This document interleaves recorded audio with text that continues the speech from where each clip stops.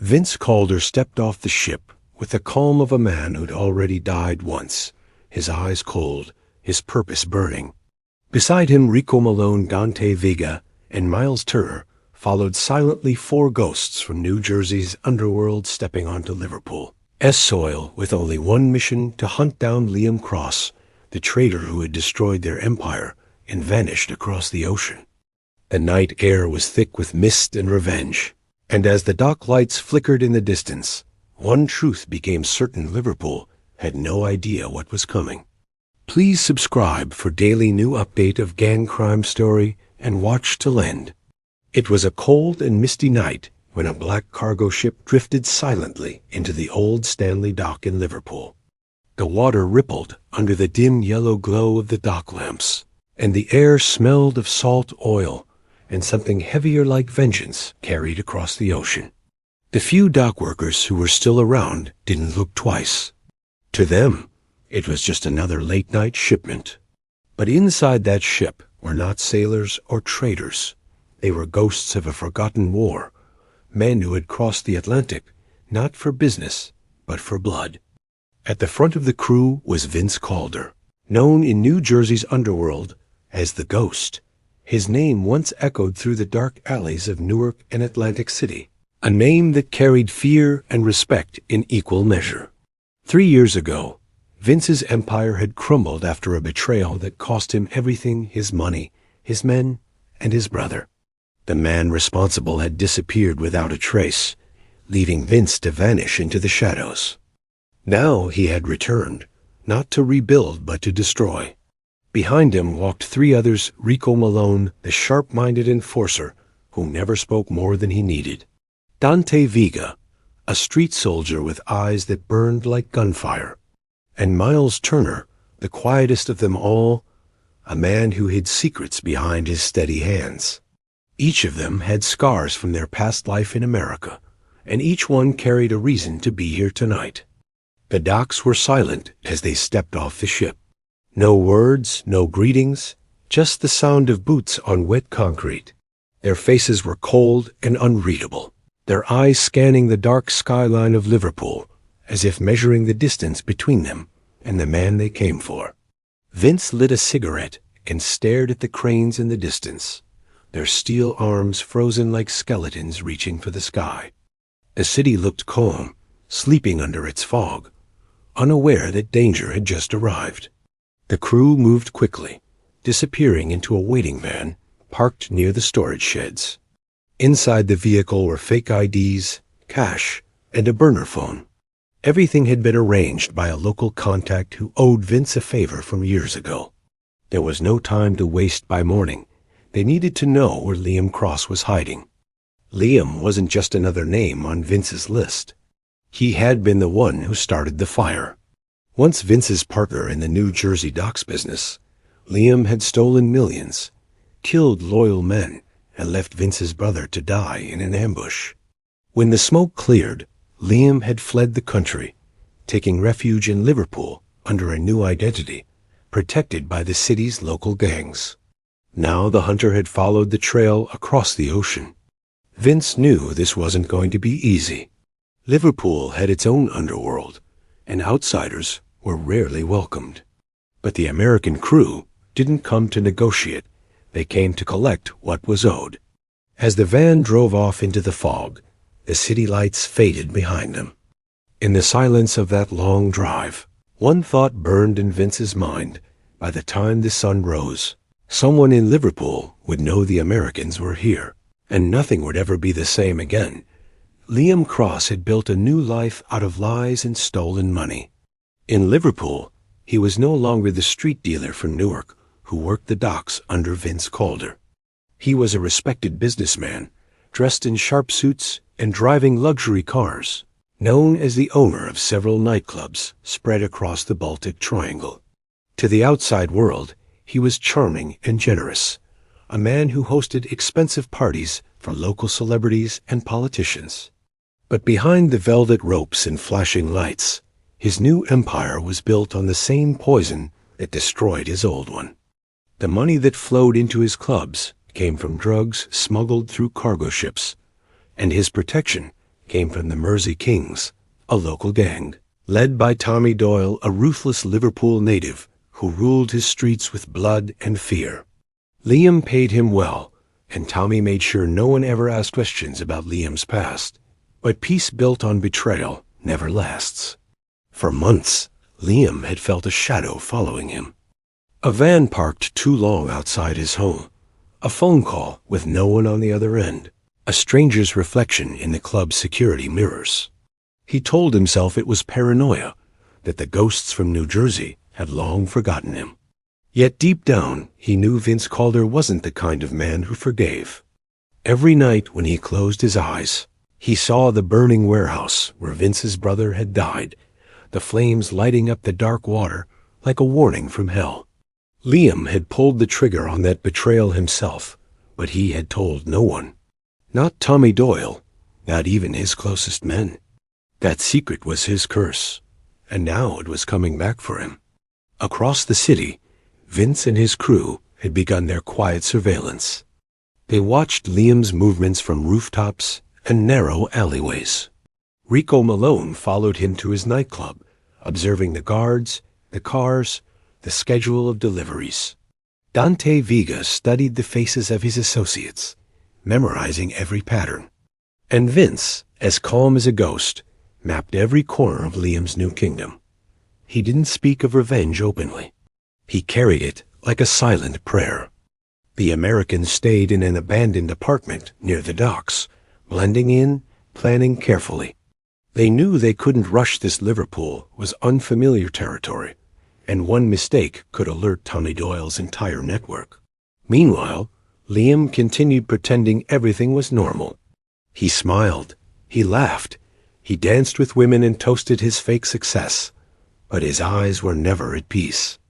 Late at night, when the city was asleep, he would stand on his balcony, overlooking the Mersey River, and stare into the fog, as if expecting someone to emerge from it.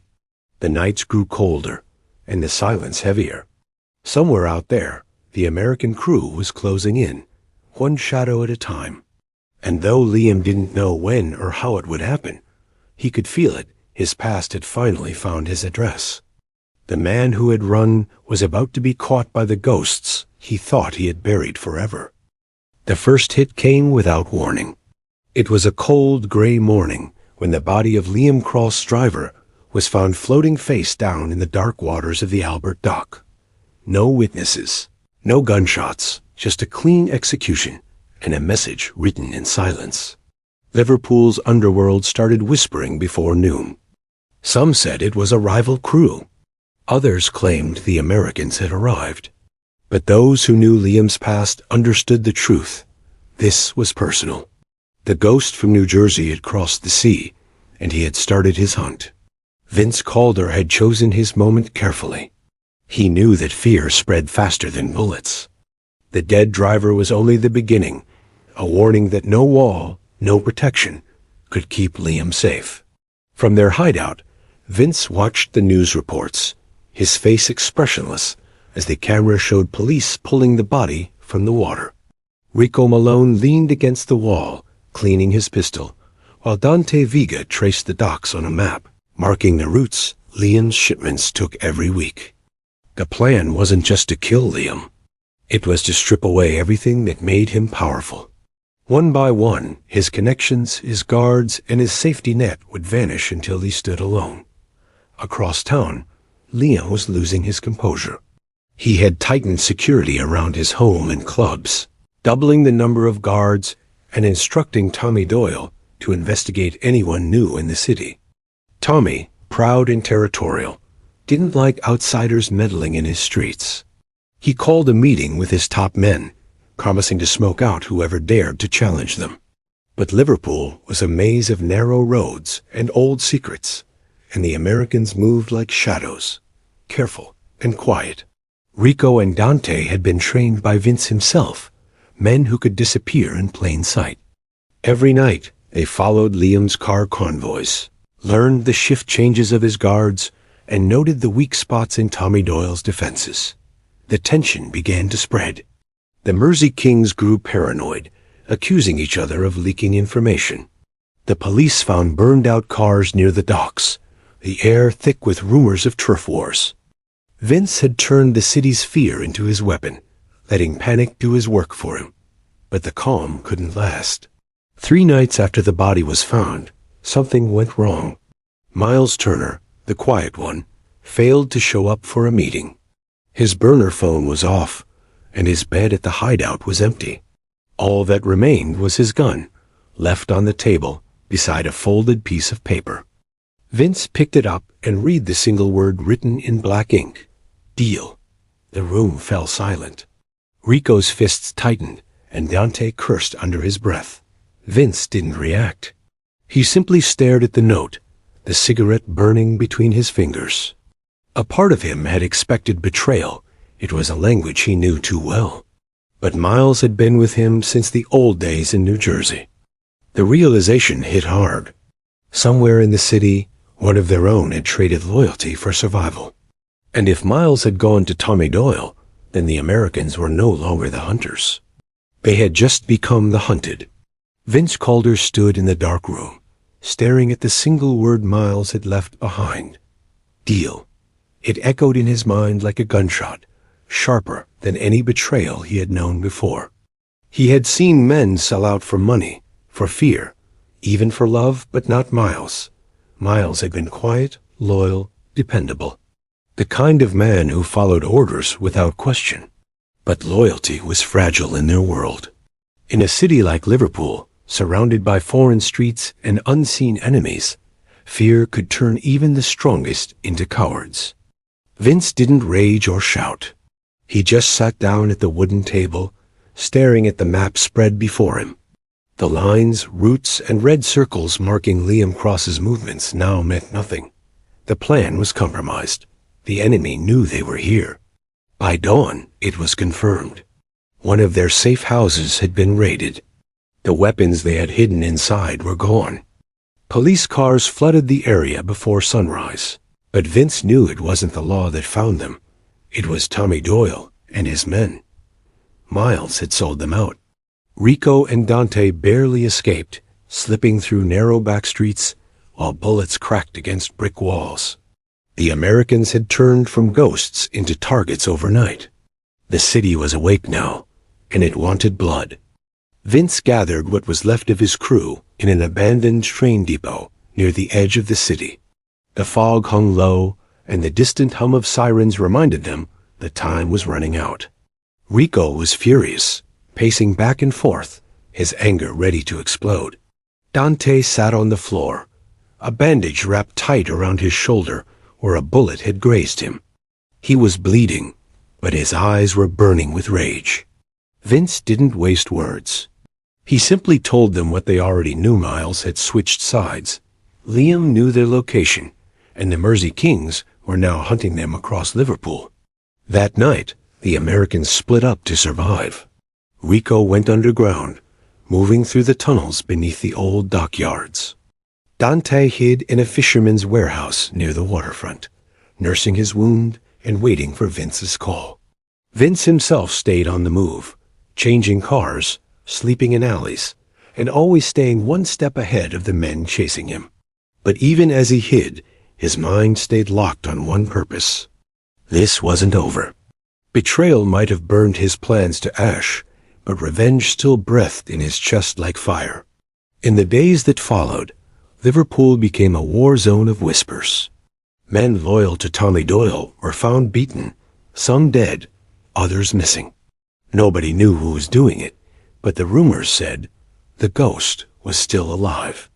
Liam Cross started panicking again, doubling his guards and keeping Tommy close. Miles Turner, the traitor, stayed by Liam's side, pretending his deal had bought him safety. But Vince Calder was still out there, watching from the shadows, silent as death itself. He wasn't coming for soldiers anymore. He was coming for everyone who had chosen the wrong side. The storm he brought across the ocean had only just begun. The fog rolled thick across the Liverpool docks that night, wrapping everything in silence. The air was heavy with the smell of gasoline, salt, and rain-soaked metal. Vince Calder moved through the shadows, with Dante Vega limping behind him, both wearing stolen dockworker uniforms. The time for hiding was over. They had been hunted, betrayed, cornered, but now it was their turn. Liam Cross and Tommy Doyle had chosen the docks for their final stand, confident that the Americans wouldn't dare to face them head-on. But Vince had always preferred to fight where it all began. For him, the docks were more than a battleground. They were the place where his brother had been murdered, where his empire had fallen. Tonight, that same place would burn again. Only this time, the fire would belong to him. Liam stood near the cargo containers, his nerves stretched thin. Tommy Doyle's men surrounded him, all armed, their faces hard under the orange glow of burning barrels. Miles Turner was beside him, trying to look calm, but his shaking hands betrayed him. He had thought switching sides would protect him, but even he could feel the tension in the air. Tommy was furious, his pride wounded that foreign gangsters had brought chaos to his streets. He wanted blood and promised to end this American problem once and for all. Liam just wanted to survive. But as the clock struck midnight, their world erupted. Vince struck first. Explosions ripped through the eastern side of the dock, sending fireballs into the sky. The sound of gunfire followed, sharp and relentless, echoing across the water. The Mersey Kings scrambled, shouting orders, firing blindly into the smoke. Dante moved like a ghost, shooting from cover to cover despite his injury. Rico Malone's death still haunted him, and every bullet he fired carried that pain. Vince, calm and calculated, advanced through the chaos, every step bringing him closer to Liam. The docks turned into a battlefield of noise and death flames dancing off the surface of the Mersey, shadows flickering through the smoke like specters of revenge. Tommy Doyle tried to rally his men, but Vince's assault was too precise. The Americans had studied every route, every hiding spot, and now they were turning Liverpool's docks into a graveyard. One by one, Tommy's men fell, their bodies dropping between the shipping containers. Tommy himself was cornered near a burning truck, trying to reload when Dante's bullet found him. The local king of Liverpool fell face first into the flames that once protected his empire. Miles saw it all and panicked, trying to run. He didn't make it far. Dante caught him near the edge of the water, his rage boiling over. The traitor's pleas were drowned by the crack of gunfire, and his body disappeared beneath the dark waves. Liam Cross tried to escape through the chaos, running toward a small speedboat tied to the pier. He thought he could still outrun his past, still escape the ghost that hunted him. But Vince was already there, his gun raised, his expression cold and empty. He didn't speak. One shot rang out, shattering the silence that followed the chaos. The bullet hit the engine, and the boat exploded into flames, lighting the river in red and gold. Vince turned away, his shadow fading into the smoke as the fire consumed the docks. The revenge he had carried across an ocean was finally complete. But even as he walked away, he knew peace would never come. For men like him, ghosts never rested. They just waited for the next war. By the time dawn broke over the Liverpool docks, the smoke still hung low over the water, drifting like a ghost refusing to leave. The night's chaos had ended, but the silence it left behind was deafening. Firefighters moved through the wreckage, hosing down what was left of the burning containers. Police officers surrounded the area, staring at the destruction with disbelief. Dozens were dead, the docks were destroyed, and yet there was no sign of the American crew. No bodies, no weapons, no trace. It was as if they had vanished into thin air.